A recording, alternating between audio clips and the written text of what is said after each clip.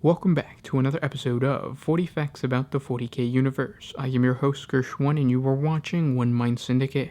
Today we continue talking about Space Marines as we get into the different trials a Space Marine recruit must undergo. If you're new to the channel, subscribe. We post Warhammer 40K lore videos every single day, and don't forget to hit the little bell notification icon to stay updated. If you enjoy our content, thank our patrons on Patreon. It's because of them that we can do this. Link in the description if you guys want to support us. But with that said, let's get into the trials of a Space Marine recruit. The creation of Space Marines is a sacred task passed down by the Emperor of Mankind to his Adeptus Astartes warriors. Space Marines are not born, but forged, and while the Emperor made sure his superhuman warriors came from human stock, these angels of death were barely human at all, having been made superior in all respects to a normal man by a harsh regime of genetic modification, psycho-conditioning, and rigorous training. A transformation process that almost always starts at a very young age for these future warriors. At this point, each chapter of Space Marines has its own method of recruiting young warriors to fill its ranks. Many are based on a single world and recruit solely from that populace, setting trials and tests for prospective candidates to weed out all but the strongest and the most faithful. These worlds are often technologically backward, with strong militaristic societies, where male children who show potential are pushed harder and harder, that they may one day have a chance to join the ranks of the Space Marines, who are often known to such people as Star Warriors, Sky Knights, or similar names. Because Pharaoh worlds are rough, primitive, and untamed, their inhabitants invariably provide excellent recruits. But for true aggression and psychotic killers, few recruits can best the murderous city scum that roam the darkest pits of the Imperium's many hive worlds. Driven to extremes of violence by the pressures of hive world living, these merciless killers are usually ignored by the authorities. They make ideal Space Marine recruits, and whole gangs of city scum are sometimes hunted down and made to undergo the trials. Some recruits are drawn from more civilized worlds of the Imperium, but not very many.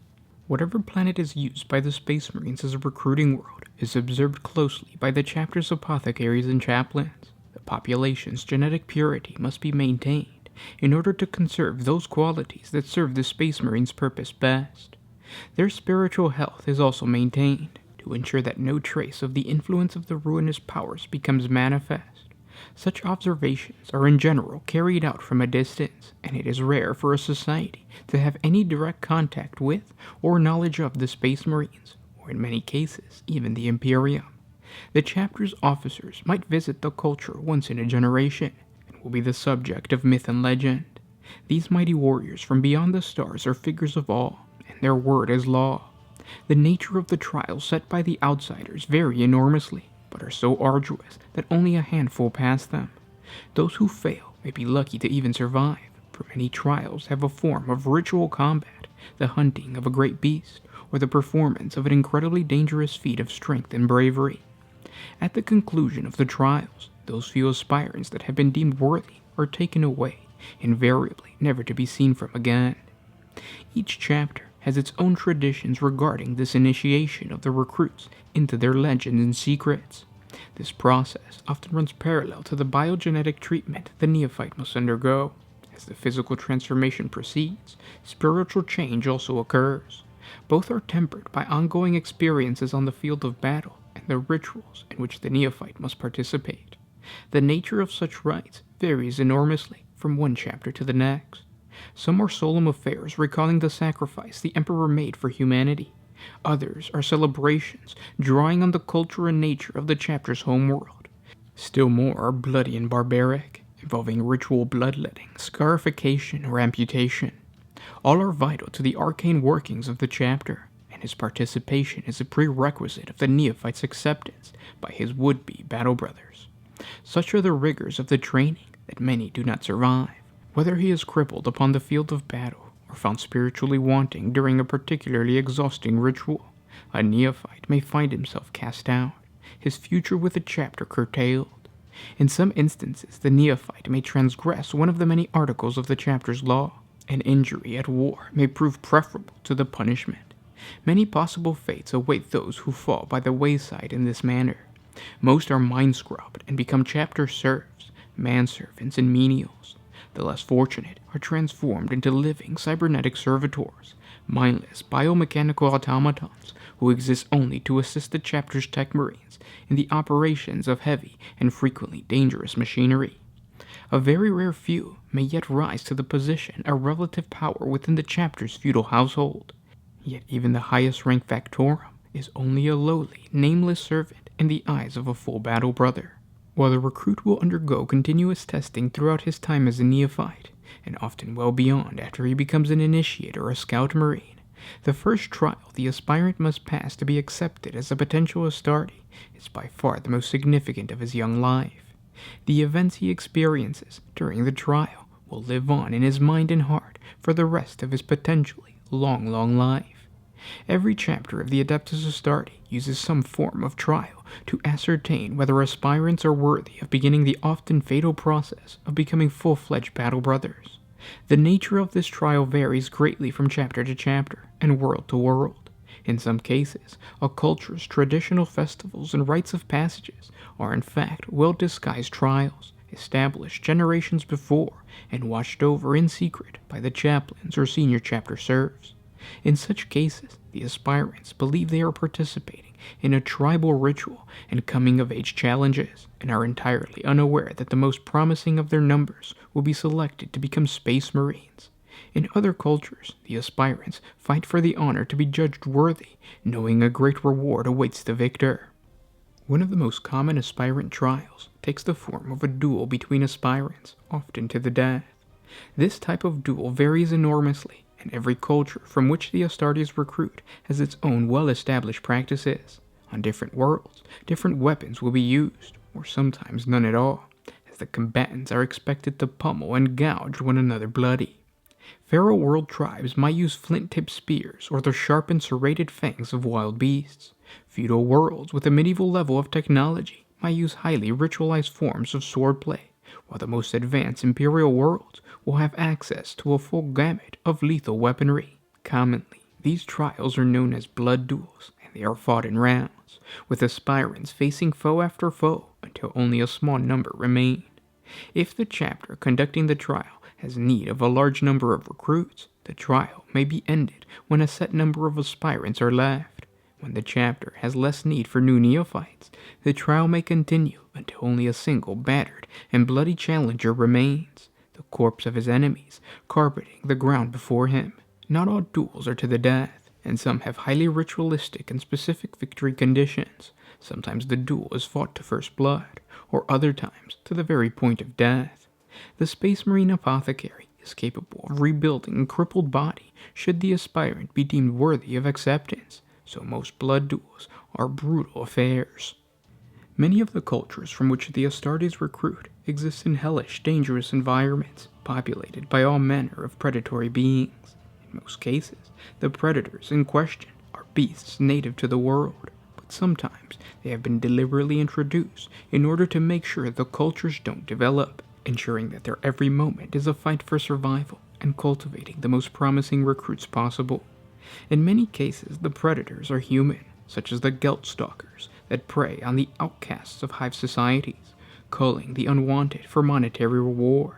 Frontier worlds are often plagued by alien raiders, ranging from the dreaded and lethal Dark Eldar to the barbarous greenskin orcs. This trial requires the aspirant to track down and slay, or sometimes capture such a predator, turning the tables on those who prey upon his people, and proving his worthiness to become an Astarte neophyte. The hunt is a test of cunning and determination, as much as raw martial prowess, often requiring the aspirant to track his prey in his own territory. The hunt may last days, weeks, or even longer, according to the conditions of the trial, and the weapons the aspirant can either find or fashion for himself. Taking the target alive is perhaps the hardest of the trials, for the aspirants must keep the foe restrained on a return journey that might even prove to be more deadly and arduous as a hunt itself.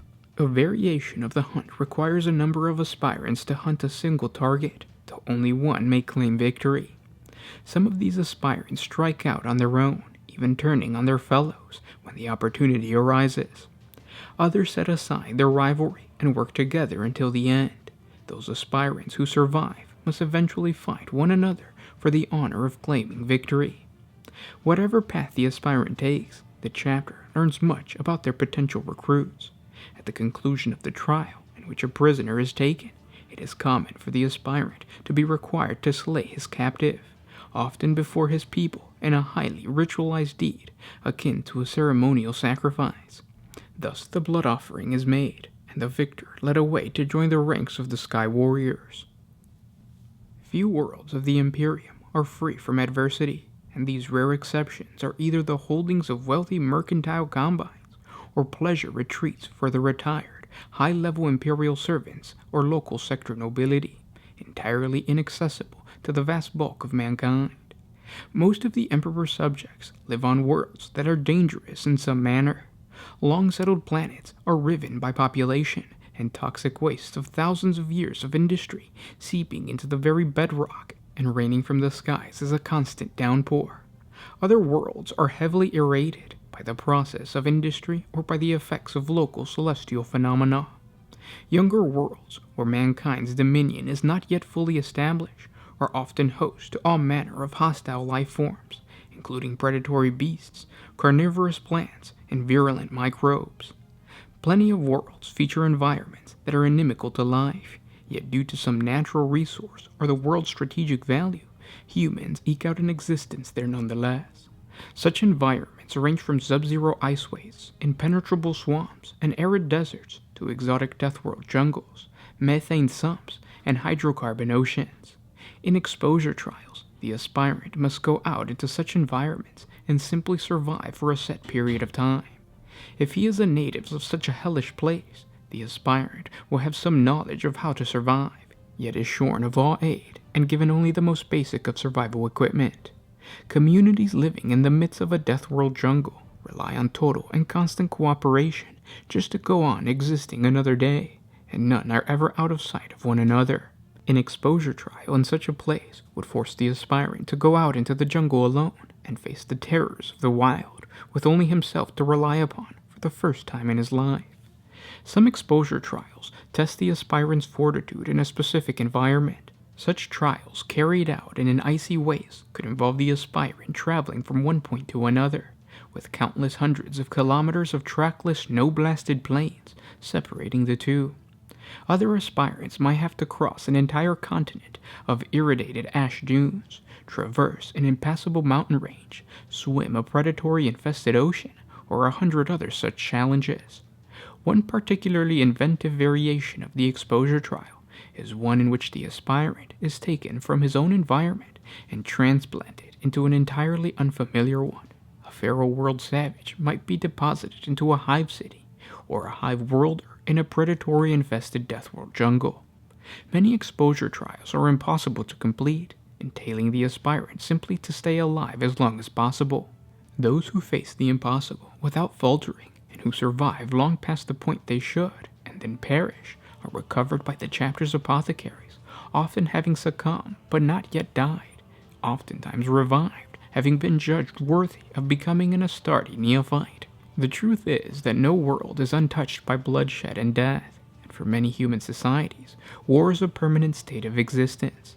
Many of the worlds from which Space Marine chapters recruit are not home to a single unified society, but rather a host of small tribes constantly at war with one another.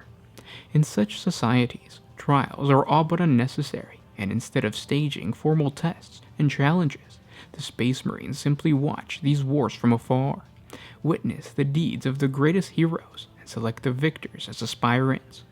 Hive worlds often fall into this category, especially the lawless underhives and the polluted ash waste between the hive cities. Gangs of savage psychopaths battle one another ceaselessly for power and influence, and the greatest of these gang leaders sometimes attract the attentions of the servants of the chapter. In most cases, all a Space Marine needs to do is watch the war unfold, but in some instances, they actively take a hand in creating conflict and strife. By limiting the technological level of a society, curtailing its access to natural resources, infiltrating it with chapter serfs who spread hate, lies, and paranoia, and occasionally even introduce psychosis-inducing substances into the food chain, the Astartes can ensure there is no break in the constant state of warfare that produces the chapter's next heroes. The horrors that a Space Marine will witness during his service to the Emperor are sufficient to destroy a normal man's sanity. Many chapters consider the aspirant's spiritual and mental capabilities every bit as important as his physical characteristics, and impose trials not of the body but of the mind. There are hundreds, if not thousands, of ways in which a chapter can test the aspirant's inner strength. One method is a vision imposed by a psychic intrusion by one of the chapter's librarians. The aspirant might be plunged into a trance-like state during which he is subjected to all manner of horrific visions or irresistible temptations. He faces creatures dragged up from his own nightmares and phantoms seated in his mind by the librarian, who preside over the trial and judge the aspirant's very soul. Some trials are far cruder, and the aspirant is simply administered some powerful psychotic concoction, often distilled from the venom of local predators or the sap of a rare plant. Under the influence of such a drug, the aspirant must face the very worst his own psyche can produce, terrors often far worse than the librarian can implant. Many die under the sheer stress and trauma placed on his heart during the process, and those that survive will be utterly changed physically and mentally. Another common variation of this trial is exposure to pain. There are many different ways in which pain can be applied, some primitive, others fiendishly inventive. Some torments leave the aspirant scarred for life, though the scars are proudly worn as evidence of his mental strength and his passing of the knowledge of self-trial. A trial used by a small number of chapters is known as the challenge trial. The challenge requires the aspirant to fight a duel or compete in some other manner against the full Astarte. In truth, his success is more often measured in the degree of his failure. Very occasionally, an aspirant does manage to beat an Astarte, and when this happens, it is not uncommon for the individual to go on to become a legendary hero of the chapter. Many challenge trials involve a test of martial skills, with the aspirant fighting an armed duel against a battle brother. It is usual for the aspirant to be armed and the Astarte to fight with his bare hands, and probably without his power armor. Yet still the aspirant has virtually no hope of victory. Most challenge duels end in death of the aspirant, for even an unarmored Astarte is a giant compared to a young, adolescent challenger, and well able to slay him with a single blow, intentionally or not. Other challenge trials involve contests of strength, stamina, speed, skill, or mental strength. The trial might range from lifting impossibly heavy loads to the consuming of toxic substances. As with a duel, this type of challenge trial can often prove deadly. In both cases, however, an aspirant has failed the trial, yet performed to the chapter's satisfaction. He is then resurrected from the jaws of death by the chapter's apothecaries and judged worthy of progressing to the rank of neophyte. And those were 40 facts on the trials of a Space Marine recruit. We're going to continue in our recruitment process of a Space Marine as we get into the different gene seeds, because they go in pretty detailed order as far as what the different gene seed implants are and what they do to the actual recruit. So stay tuned for that. Subscribe if you haven't done so. If you guys have suggestions for other Space Marine topics, please comment down below, and I will talk to you tomorrow. This is Gersh1 with OneMindSyndicate signing out. Oh,